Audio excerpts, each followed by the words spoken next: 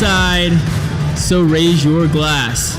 I am Adam Minahan, sitting here with David Niles, and we are not in studio. We are at the 2018 Men's Into the Breach Conference here in beautiful, beautiful Phoenix. You saw there was a need, and you wrote Into the Breach, an apostolic exhortation, and you probably had no idea how it was going to take off. Tell me a little bit about the beginning of the writing, and then what happened once you released it.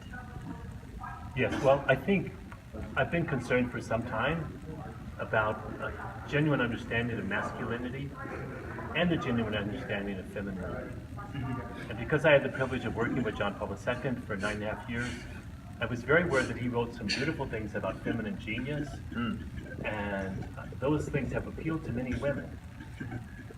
I think his own example of life was great for men, but many men, if they weren't ordained as a priest or as a bishop, would say, yeah, but that's the Pope.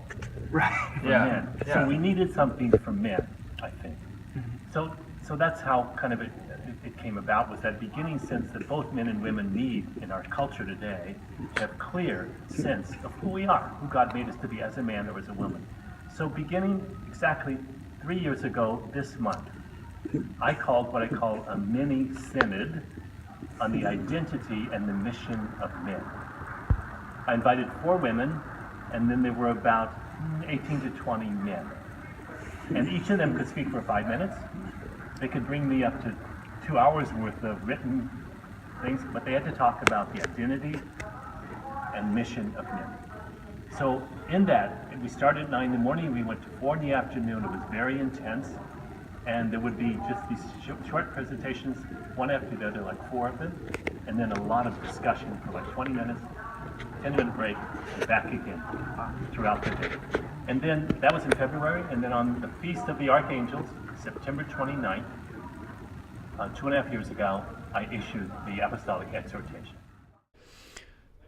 What is the importance in your mind of men getting together here today or across the world? I mean, it seems like there's this grassroots of men figuring out that we got to get back together. We've been separated for what we've divided ourselves. I think the devil does a really good job of dividing and conquering.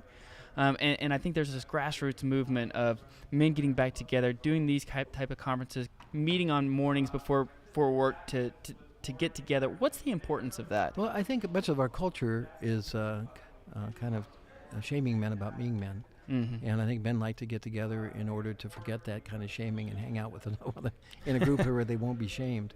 And then, I think we intuit that to be a man is really close to the kind of the original kind of notion of what manliness meant that people have often understood up until the present time. And now there's kind of that kind of understanding of maleness or manliness is poo-pooed by much of our culture. But when men get together with men, they see that their natural tendencies are part of the way all men think and act, and they can become comfortable and proud of it, and then be reinforced so that when they go out into a world that tells them not to act like men, they still will do that and have the courage of being who God has made them to be, what God has made them to be.